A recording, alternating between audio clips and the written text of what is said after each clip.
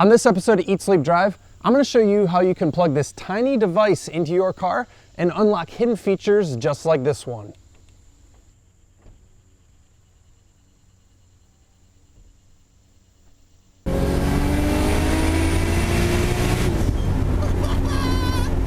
Windows go down. Pretty cool. I just did that with my remote. Welcome to another episode of Eat, Sleep, Drive, guys. If you're new to the channel, my name is Kurt, and today we're talking about the Carly Programmer. What is the Carly Programmer? Well, I had no idea what it was until I actually bought this car, and the previous owner who owned it had one in the center console, and I was like, hey, what is that? As we're cleaning the car out before I drove it home.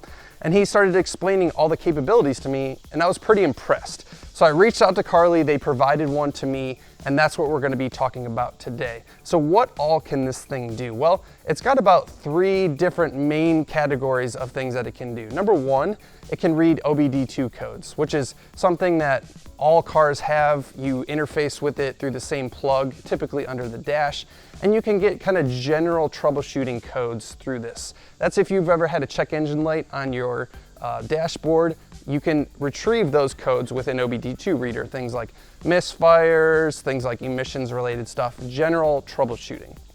But with this thing, you can actually go further and you can reach like the BMW proprietary type troubleshooting that they have in these ECUs. Things like fault codes that you can read on each individual ECU. So we'll get into it later, but right now I have a fault code with my TPMS because I just changed it, and I can read that with the Carly app. So it gives you additional troubleshooting and diagnostic beyond the standard OBD2, which is pretty awesome.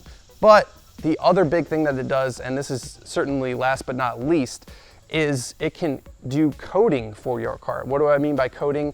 There are a bunch of hidden features on these cars that is not accessible through iDrive or anywhere in the car without a programmer like this. Things like being able to control your windows outside the car with your remote.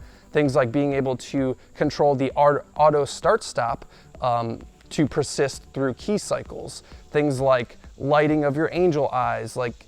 There's so much things you can do. It's like hundreds of different options that you can modify with this little device. And we're gonna get into all of those, and I'm gonna show you guys some of my favorite coding options that I've done to this car.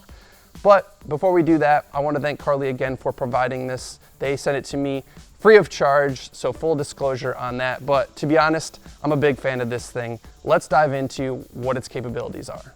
Okay guys, so naturally the first thing that you have to do is connect the provided dongle to the OBD2 port in your car, which is typically in the driver's side footwell, and you can find it if you Google for your car. In all the BMW 3 Series, it's down by the footwell. Plug it in, and then make sure you press the button to on, because there's actually a little switch on the dongle itself, and then you'll see a LED light pop on, indicating that the dongle is on. So I'm also gonna put the car itself into on, make sure my headlights are off, make sure all my music and HVAC is off, just to conserve energy. I also have the battery tender hooked up, just because it's not a bad idea to do. As you can see here, I just fired up the app, and all I have to do is hit connect. It takes me to the screen. I choose Bluetooth because I'm using Bluetooth and not a cable. This device supports iPhone and Android. I believe iPhones use Wi-Fi and the Androids use Bluetooth, but regardless, it just communicates wirelessly. That technical detail doesn't really matter, but I'm gonna hit connect here. We're gonna give it a second to communicate with the car. Once again, make sure your car is on. And then you see here it's going to go through 3 steps of connecting. Okay, great. So now it's connected, and I get to show you guys the awesome features here. So here's kind of a dashboard of all the things that you can do. I'm going to first show you guys the diagnostic feature. So here is what I was speaking about earlier. Basically, you have your fault codes for all your different ECUs, and you can see all the different ECUs here that it checks.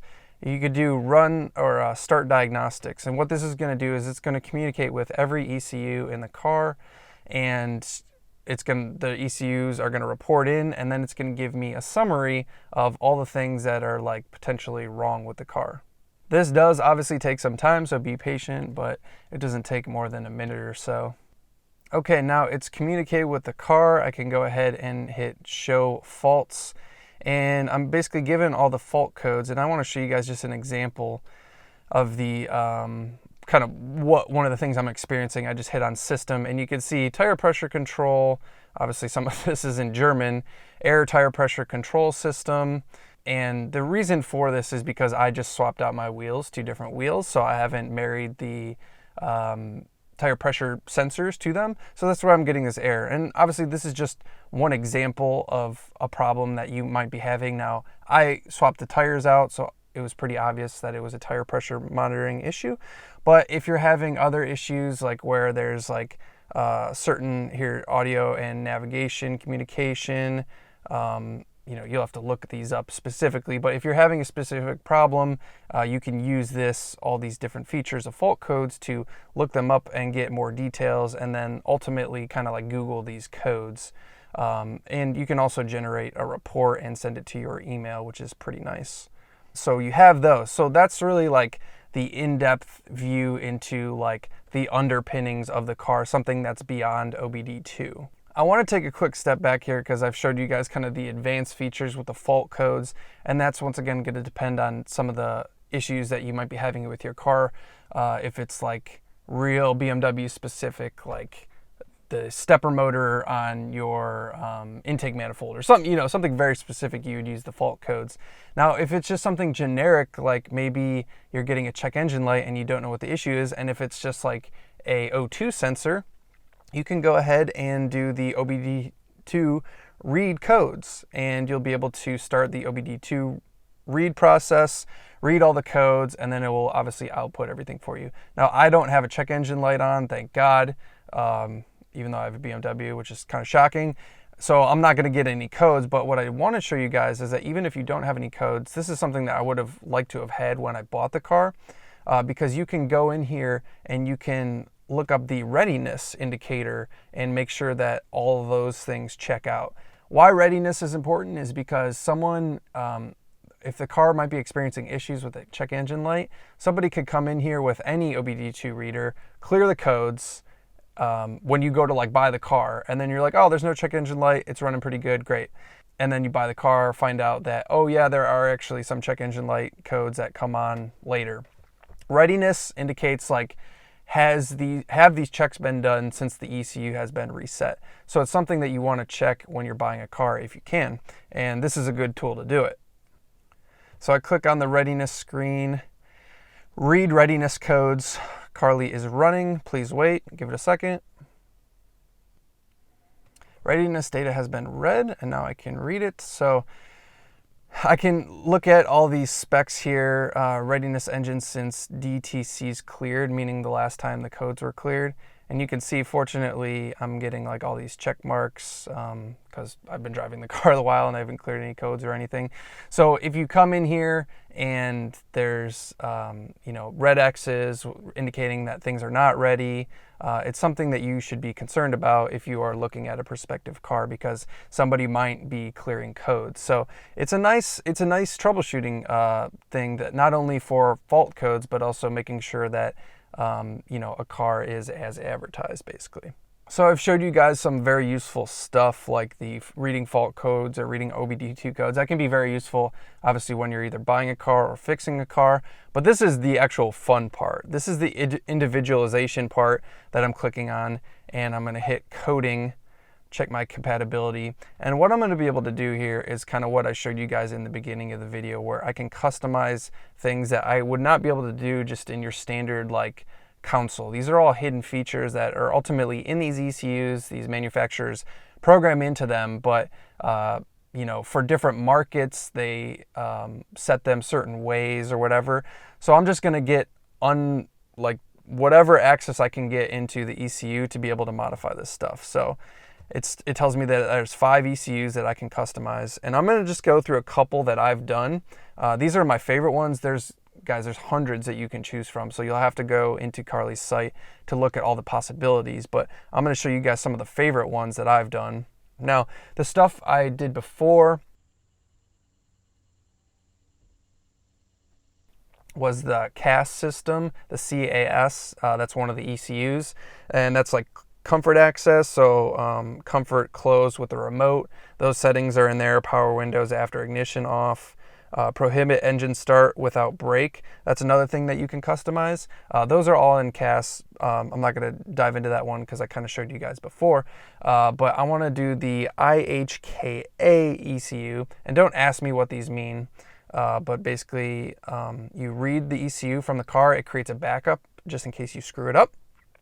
And the two that I want to cover in here are the blower symbol. So there's actually like a blower symbol in the dash when you have the AC on. You could turn that on or off if you want it to be the blower symbol, or if you just want it to just have the fan speed. I think that's kind of cool, like a stupid little thing. But the other big thing that is most important for me in this section is this one, the start-stop automatic memory.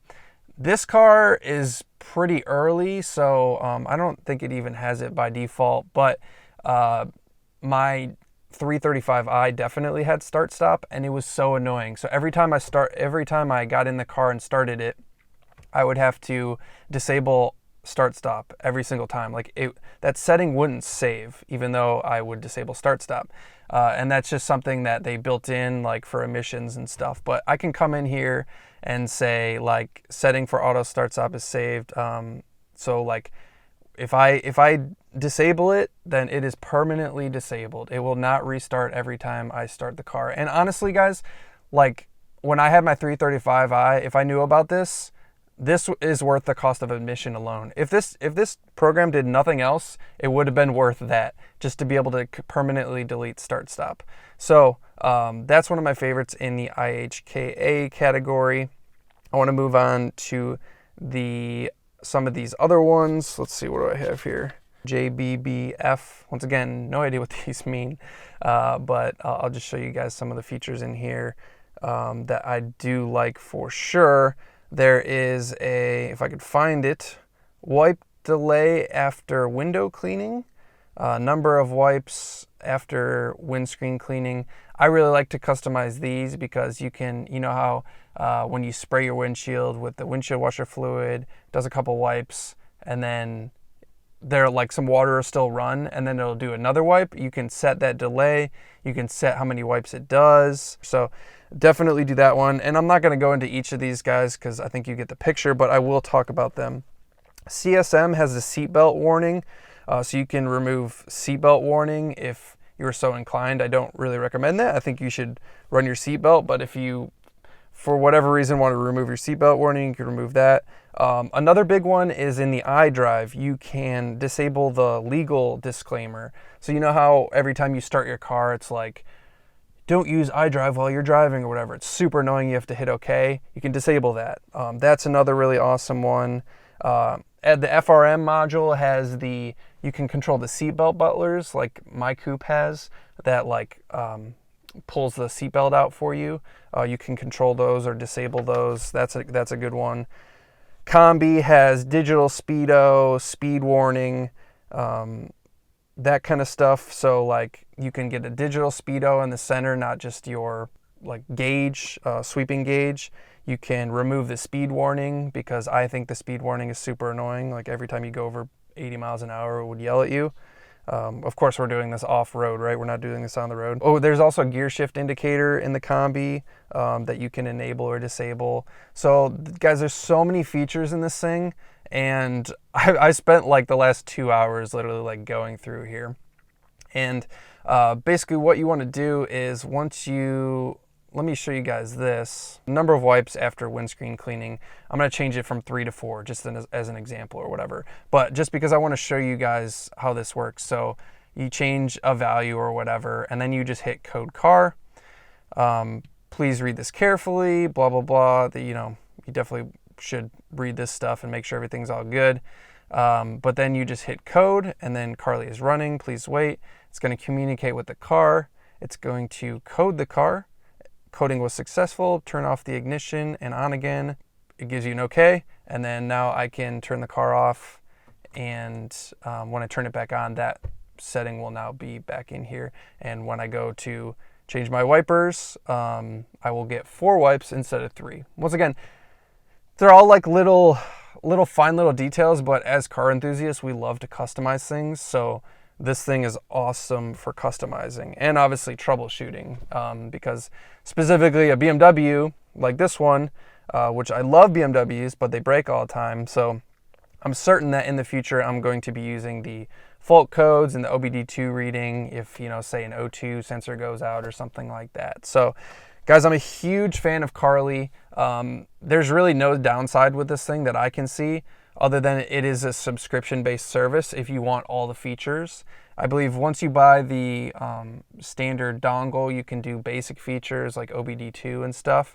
But if you want to be able to like code and stuff like that, it is a subscription-based service. So it's just something to keep in mind. You get what you pay for, basically, with this kind of stuff. It's awesome. I'm a huge fan of it, and I'm going to use it in the future for sure. And I like to be able to customize my car like this. So let me know what you guys think in the comments below of the Carly app, if you're familiar with these kind of products or not. This is the first I've heard of them, and like I said, I really wish I knew about this when I had my 335i, because I hated having to defeat the automatic start-stop every time I got in the car. Huge pain in my butt. But